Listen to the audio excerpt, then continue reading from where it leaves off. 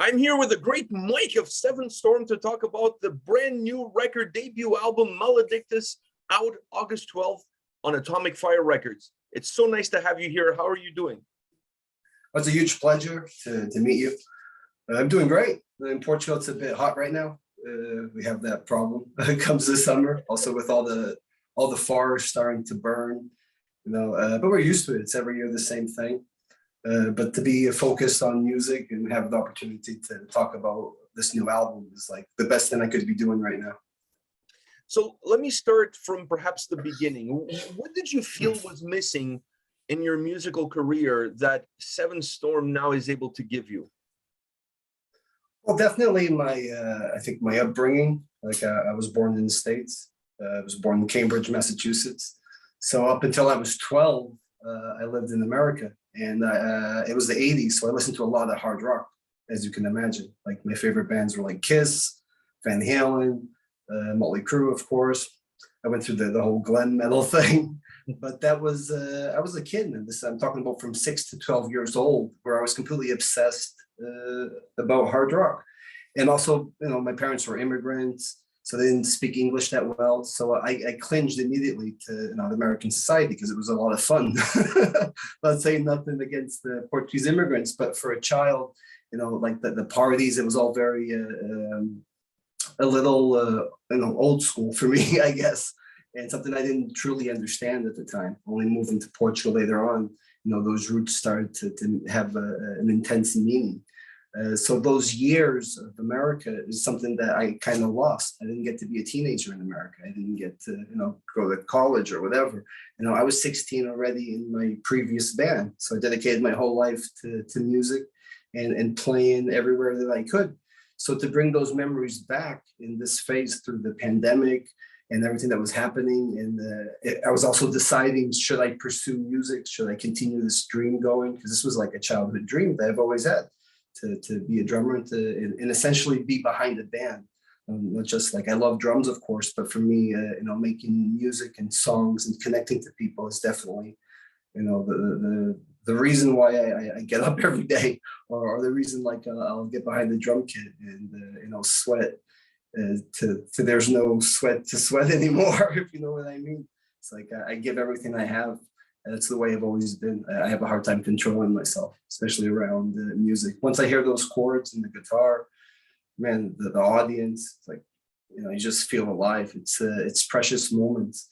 To bring a little bit of hard rock into Seven Storm, I think was, really refreshing because I spent a lot of time involved with, darker metal, black metal, death metal, all these styles. And it was also important to not leave that behind. Somehow I wouldn't feel comfortable just doing like hard rock. That's what I was thinking, because when I got connected with the band through a friend of mine, we went to a studio just to jam, and the whole jam was very in the direction of just a typical hard rock, which was nice. Of course I was happy because I was behind the drum kit. I hadn't played in 6 months. I was like, wow. But the minute I sat down, it all came back to me, and I'm like, how could I ever think of not doing this again in my life? I was like, Papa, don't be stupid. And but only at the very end of the rehearsal, Ben started this black metal riff, and it was going like super speed and like really defined, the melodic at the same. I'm like, what is this? Like, this is amazing. And all these lights, went in my head. I'm like, what? I can actually, have the vision that maybe I've always carried with me. Not that I thought about it or put it on paper ever, but it was always with me. There was always this attraction to my roots, but not leaving out, the European metal, because that's my home. That's what made my career. I was even when you go play in Mexico or South America, the East, that genre of European metal from the 90s influenced so many people. And I couldn't, as respect and actually, like, I wouldn't feel comfortable in my own skin if I didn't, continue to bring those influences into the music. So I went through a process of, showing the band all these, memorable bands, Celtic Frost, Merciful Fate, the Black Sabbath they already knew, of course, like going in even to more extreme things. Like I was showing them Dark Throne. I was a real big Dark Throne when I was a teenager. Bathory, of course, was essential. Venom. I listened to a lot of Venom when I was growing up also. But these two worlds were so close to each other, because when I moved to Portugal, I was only 12. And I didn't even know how to speak or read Portuguese, to tell you the truth. So it took a while to adapt. But 4 years later, I'm 16, I'm recording the demo. And 2 years later, I'm recording Wolf Art in Germany through Century Media. 2 years later, I'm on tour with Typo Negative, with October Rust, with a religious album. And it's like, it just went. So I just had to like somehow be grateful for everything that happened, but also acknowledge it, because I didn't have time to even, think about it. You're so young, all that, especially coming from Portugal, in the 90s. Today things are different. We have internet, but those days you didn't. You really had to get out there. You had to get in the van, and you had to do those tours, and it was hard. It was a lot of driving, lots of things that happened, on the road. That's what makes the stories, of course. Those are the true memories you get from the road. But difficult moments that you overcome, just to make the show happen, just to bring the music to the people. So definitely I had to somehow, bring that all back together and somehow be inspired for those, those first years. I think they were innocent years where you don't truly understand why you had success. And as you were older, it was easy for me to understand something that's simple, because you were really excited for the music, or you wanted to get the hell out of your mom's house. You wanted to do something with your life. So with this band, they're all, really talented musicians, but they never had the opportunity to live from music, to tour, to do everything that's, starting to happen now. Be on a major label, metal label, that has distribution worldwide. And that was another concern of mine. Like, we're going to start making music, am I going to have to like put it on Spotify myself? I was ready for that. But of course, after releasing 13 albums through all, pretty big labels in the metal genre for like almost 30 years, it was frightening. Like what's gonna happen next? But I just focused on the music, and that's what I told them from the beginning. Like, if we do a really good job, if we really believe in this, and if we put everything, all these ingredients that I thought would be essential for this to work, things can happen, because I've seen it before. So why can't it happen again? And slowly, here we are. And like the React video I saw that you did of Saudade, that was really touching. It was amazing, because you said things that I thought of like a year or two ago, and you were right on top of it. You went straight to the point in describing, and that's something that I think was for our culture, being Portuguese, was so essential for me, because being born American, I always consider this my parents' country, like it's their culture, but this is where I made my home, and it gave me so much, to so many riches, in terms of influences, especially culturally. It opens your mind so much. Like if I had stayed in America, I would never have access, to certain things, as you must understand. It's Europe, but things are different.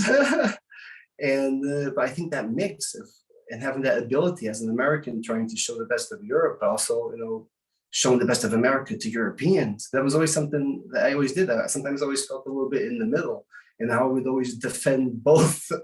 And that's what I tried to do with the music. Like, I love world music. I love anything that comes from its origin, from any culture. And being Portuguese, our past was like that. We traveled the world. We brought, so many influences in different cultures, to Portugal. It was like a hub. Like 500 years ago, Lisbon was like New York of its day.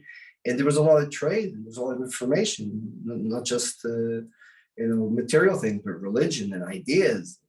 Everything started to build up, and I think that it would be amazing as a first album to bring a little bit of that, of those flavors, and that history into it, and I'm really marking it like this is a Portuguese band from Portugal, because that's another thing that we always had to deal with. Is like, where are you from?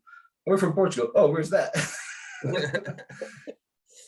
and it's so good today to see Portugal, out in the world, people like the tourism here. Like I've seen so many more people that usually when visit Portugal. Lisbon is like crazy these days. Like I don't even go there that much. Like let everyone else enjoy it. I've enjoyed it for most of my life. But it's really cool to be able to share that.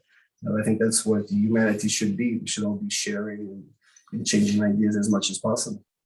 You mentioned earlier that you met the band through a mutual friend. So did they find you or did you find them?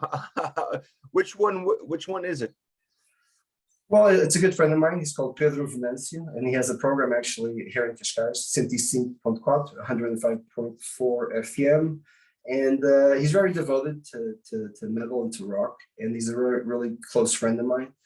And he didn't want me to give up, basically. And he just told me, I have like the perfect guys for you. They're friends of mine. I already knew Josh and Butch. I didn't know Ben before, but I had, I was always on tour and didn't have much time. And, occasionally we'd meet at parties. I never really jammed with them before. I would sometimes go see them play live. They would do covers of like Guns N' Roses. And I thought it was super cool, keeping the rock spirit, especially in this area that was so important back in the day. Because here in Cascais is where all the metal bands would come play in the 80s, in the early 90s, like Iron Maiden, Sepultura, Pantera. I saw Pantera opening for Judas Priest, with Painkiller, and I was like 14 or something. So it's truly special for me. So we're trying to keep that, alive in our area. So he told me just, give it a shot, and you have nothing to lose. And I didn't know what could come of it. The only person that wasn't involved at the time was Rez, our vocalist. He's the one that reached out to me. He's the only one of everybody. It wasn't like a dating service. kind of like fixed me up with these cool dudes. And when he heard of my departure from Moonspell, he just sent me a very polite email or a message on Instagram or Facebook. I don't know. It's crazy these days with all the information we get. And he was just offering his skills, and that he would be more than honored to be part of any project that I would be involved at the moment. And little did he know that I already had started the project, but we were just focused on the music. I couldn't even think about vocals at the time, to tell you the truth, because I didn't know what direction I was going to go in. Because coming from that genre of like black metal, death metal, the screams, the growls, in Portugal, I knew that there weren't many people that I think I could, rely on. Or it also has to do with a personality. Like you've heard of this, like you can be the best guy in the world, but if you can't put up with them a day or two on tour, then it's not going to work. It's just not going to work. And at the time, I just told him, I can't think about that right now. I was really grateful. Thank you. I'll get in touch with you. And all he says, like, I understand, take your time, just to let you know I'm here.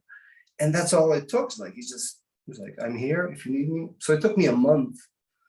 And he had sent me this, he does this cover from Heaven and Hell, Dio. And one day I was actually washing the dishes. I did a lot of dishwashing during the pandemic, as everybody did. Not much to do. And I'm like thinking, wait a minute, there's a guy that can sing like Dio in Portugal and sounds really good and has a good English accent. I was like, what's wrong with me? So I click it and I watch it again. And I called immediately the guys from the band. I think a couple of them already knew them from school. So I didn't really know much about his previous bands or his history. I had no information whatsoever. With my ex band, the last 20 years, like I completely lost track of what was going on in Portugal. It came to a time where I really had to focus on what I was doing. But I told him to get in touch with him immediately. So we did a Zoom call, and we just talked like for an hour, and that was it. This was in August of 2020. Then in September, the song that just came out, Haunted Sea, the majority of that song was just, working with him those first rehearsals, because we were so excited. And it was the first song that we did as an actual band. Before he came into the band, we only had one song anyways. But it was really good for us to understand our chemistry and how we could do the songwriting and what I could expect from everybody. And also I tried to get the best out of everyone. I was like, like this, though. I squeezed a lot. I apologized many times to my band through this process, but I squeezed a lot.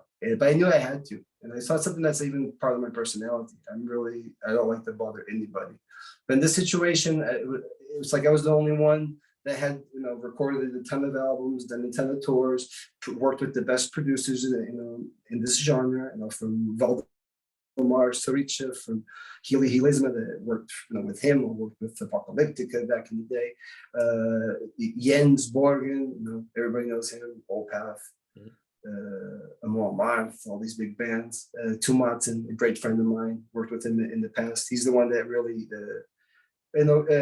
gave me a boost of confidence, because when he knew that I was doing the band, he said immediately, to count with him. They wanted to help, that he would do the best sound that he could when it came to the mixing.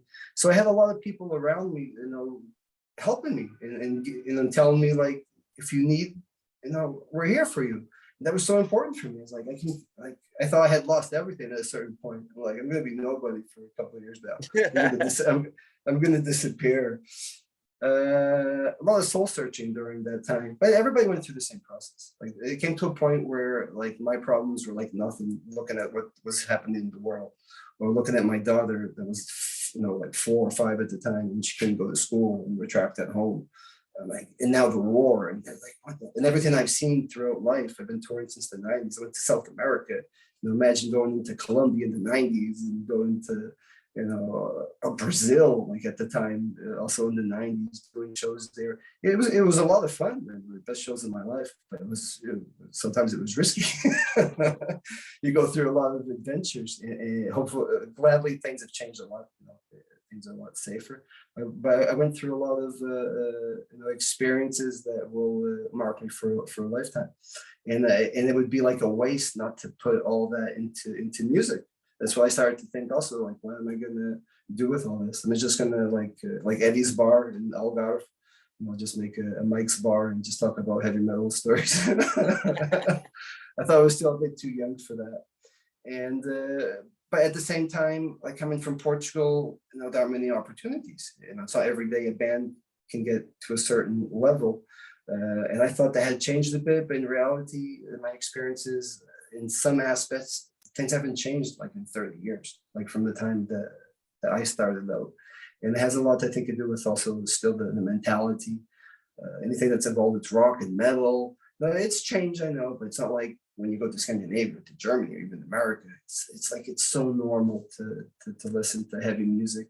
I wanted to ask you about that, because like Wolfheart came out in 1995, where in 2022 you've had a huge amount of experience, and also have the experience of being in a Portuguese band to try to break out through the ceiling that exists always. I always felt like when I was living in Portugal that we always give more recognition to what's foreigner versus what's built within our own borders. So how do you see the metal scene then versus the metal scene now? Is it easier for a band like Seven Storm to break through now versus 1995? Well, I think it's easier because you can get your music out there through the internet. Like, we didn't have that. We did tape trading. It would take 2 weeks to get a leather back and listen to a band. Or I was part of like fanzines and doing reviews. But it was all very underground, and you didn't have the opportunities today. Today, I see the internet kind of like that. Like, I get the skills that I had in the past, like giving out flyers, getting the name out, getting the music out. Like, you can use social media, but of course, there's like when you go into the field, like when you go into the true battle, and that's completely different. And having a good label, even in the 90s, that's what made the difference, and also the quality of the product, and also the excitement to be on a label that is not Portuguese, and that is still very hard. There are very still few bands that get that opportunity. In this case, it's a mix of course, my experience and in some contexts that I still have, because in the industry, I know practically almost everybody probably in about 30 years, or at least I've been in the same area with all the touring. But that didn't mean anything either. Like, I thought to myself, like, it's so hard to sign a band these days, especially if you're Portuguese. That's like still truly impossible. Like, I started talking to local bands, and it's still the same. Like, what they get paid to play live is still ridiculous. Like, I feel like there's no respect at all. Just because then there are other genres of music that they get well paid and they're successful. They have like they can have careers, but there's no metal bands that can say that they have a career from from working their music in Portugal. Besides my ex-band, maybe there are some popping up now, but living from music the way I did all those years and having the exposure that I had all those years, there was never any other band. So I somehow tried to transfer all of that into Seven Storm, but trying to be, refreshing with new talent. Because you can't find this anywhere. There's no book that will teach you, what it's like to record an album. Of course, there are many books technically that will explain to you, but to really go through the emotions, to go through the work, the hours, the sacrifice. I mean, you can't put this into words, and I did it a lot. Years and years and years of albums and touring, and getting to meet the best people, all the best bands out there. And I thought that there were a lot of those influences also, that I also had this urge to try out. That's why I think the album is a little bit diverse in that aspect. But I think as a first album, that's kind of cool, so you can actually show the capabilities of a band. That's what I'm also trying to do.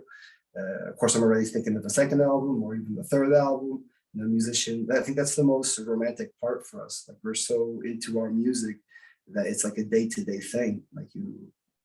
Those stories, you can't sleep sometimes thinking of a melody or thinking of a vocal part. And I went through that a lot with this process of this album. But now, the reality is, you got to get on the road and you have to, promote the band, and that's a completely different process. And it's all new. And I think, being, I get to be in a new band. I get the teenage experience back, but with a lot of maturity, of course, and a lot of people that are interested in seeing this work. And especially the support from the label. From day one, they said they loved the album. And the words they told me at the time, I was really humbled. I was like, this is too much for me at the moment. But I just really wanted to continue playing. And everybody was like, this is amazing. This is great. We really like it. And everything that I've heard so far, and people have only heard 2 songs at the moment. So it's pretty, like I tell everyone, like I say to everybody, whatever happens next, I'm not that concerned, because this was the focus, was to release a good album. I have one more question for you, but before that question, I have to say this. You're one of a kind, because you influenced a lot of people to start a band back in '95 with that Wolfheart album. And I think now you have an opportunity to influence a whole new generation with this album. So not many people are able to do what you're currently doing. So kudos to you for being able to influence 2 different generations of future Portuguese metalheads. So that's a very cool thing to be able to. That's what keeps me going. Like, we did at the time, we did the impossible. Sometimes there were moments where I would be thinking of my friends and how we would talk about how cool it would be to have a Portuguese metal band in the magazines and on MTV, and I somehow I did it for everybody, and that's what I continue to do. And of course, it's something I love, but for me, it's a family. I really like when you have a big soccer player that becomes famous from your town. You're really proud. This guy's from here, like Ronaldo, like Madeira. It's like, man, it's gonna own Madeira, the whole thing. I totally get that feeling. Even if the person is not super famous, just the fact that they're from your hometown. Specifically for me, I'm from Nazaré, from a small little town. So anybody that comes out of that town becomes an icon, because it's just, if they make it, somehow you make it through them a little bit. At least that's I think that's how we all feel. But I gotta ask you this last question. The song Soldado, in my opinion, has such a lingering impact on the entire record, because it's such a Portuguese word, it's such a Portuguese emotion. It's almost impossible to describe it to somebody who's not Portuguese. But when I listen to the whole record, that song, the feeling of that song, the mood of that song, even though it's not a concept album, but the mood of that song really becomes the mood of the entire record. Is this going to be something that's going to be just within this record, or you see that as becoming part of the DNA of what Seven Storm is going to be going forward? Yeah, most definitely. I mean, this album was actually to to prove a point. That they experience, our roots, our Portuguese roots, at the best level possible, mixed with the best metal, with the best rock. That's something that I thought, and I told the band this from the beginning. It's like, what's going to make us different than everyone else?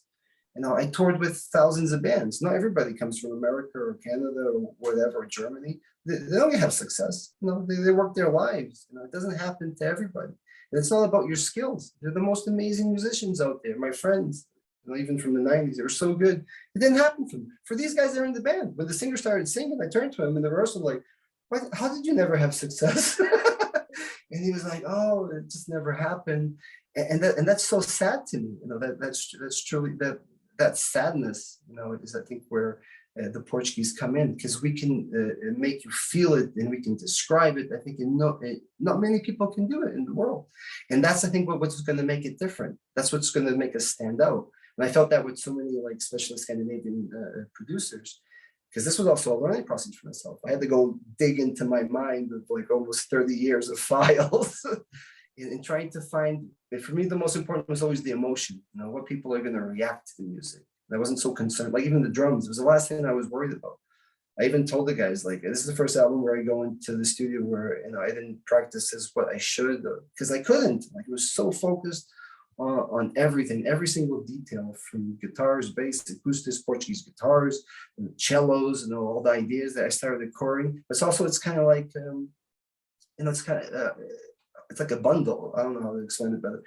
Like from my past, it's just like certain ingredients and tools that and inspirations that were always there with me. And then the heaviness of traveling throughout the world, and also being American, and from my background, people not understanding our culture, trying to explain what saudade is. It was always like a dilemma. So I truly wanted to try and find something that would show Portugal at the best they could, but kind of like translated for foreigners. And I see that a lot, because sometimes can be misinterpreted, when you come up, because everything's different. And I traveled to so many countries. But when you get to know the people, when you get to know their food, when you get to know their friends, it's like all of a sudden, all your fears just disappear. And it's like, you're at home, it's like family there, we're people. We want to try and be happy together. And it's all the same all around the world. And the Portuguese dig really deep into that. And I knew that we had to have elements of fado, which was pretty crazy at the time, because when I mentioned fado, we were going for the more rock metal, and it's always delicate to mix fado, because it cannot work. Like I think in your react video you mentioned Madre Deus. I did a cover of Madre Deus with my ex-band, Senhores da Guerra. I don't know if you ever heard it, but we did that song, and it's a major influence at the time for me. And I think that was going to make it a lot more special, bringing back also like the fishermen, the sea, the smells, fishermen, as like the poverty, what they struggle, with the industry. It's changed so much also in Portugal. So deep inside, all that is there. And as a son of immigrants, I know how much people miss Portugal. And when I would tour, when we have Portuguese in the audience, they were the happiest people I've seen, in my life, because they were just so proud to see a Portuguese band in the middle, like on the festival where you have Testament, Exodus, you have everything. I played Lamb of God. I've supported Kiss in '97. We did shows with Marilyn Manson. We did shows with Rammstein. We did shows, I don't even know, man. So many. Danzig, Demo, everything that you can probably imagine. I probably played with them. And to be Portuguese in the middle of like a crowd, like imagine Czech Republic, and everybody's singing a part in Portuguese of your song. And that everybody doesn't understand Portuguese, but they're trying to sing it. And those are special moments. And those, I didn't want to miss that. And I had to bring it to light, and to a way that I felt that I think people would connect with. Because it is a feeling, like you say. So we could spend our whole day trying to describe it, but you have to experience it. And that's what live music is for me. I don't want it to die. That's the saudades for me. Like, I miss the shows. I miss the people I used to talk to. And I miss my life. That was super, super intense at that moment in my life. And I just put it as, as good as possible onto music that people can share it now. And now this song is yours. It's for the Portuguese. It's my thank you. like, thank you for putting up with me. Or, it was a really, really, really special moments. I was always attached to the audience. As a drummer, most drummers have this conversation. I don't know why, because maybe we're more organic. I don't know. But if we don't feel it, it's hard to get that nice groove, that special show. Like, I really have to be connected to something emotionally. I always used to talk to every show I had to talk to like somebody from the audience. I would always hang out and people go, what are you doing here? Like, maybe what I'm doing here. I'm here like you are, just hanging out by the merch booth, or in festivals I'd play and then I'd go straight into the audience to see the shows. Sometimes on the side of the stage, but it's not the same experience. So I would hang out with everybody. And that's where you truly, learn and meet your fans or your friends. Like I say, it's like, it's the same for me. Be a fan, be a friend. I have a hard time, and until someone is like, a little disturbing, then they might not go into another checklist of non-friend. But until then, I've always been a bit universal, and I wanted to put that spirit back, because I think the metal community is one of the communities that has the best spirit when it comes to sharing, open-minded. You've seen so many bands that started having, they changed their sound, and people support them anyways. Like what you do is like, it's just, that's what connects us. That's what makes it happen. That's what made the bands grow. And I never want, people really have to know, don't forget that. That's what makes the music good. When you forget that, the music, if it's just going to do it for numbers or to prove something, I don't know. I think it has to come from the heart. Well, this album definitely comes from the heart, Mike, and I want to thank you today for your time.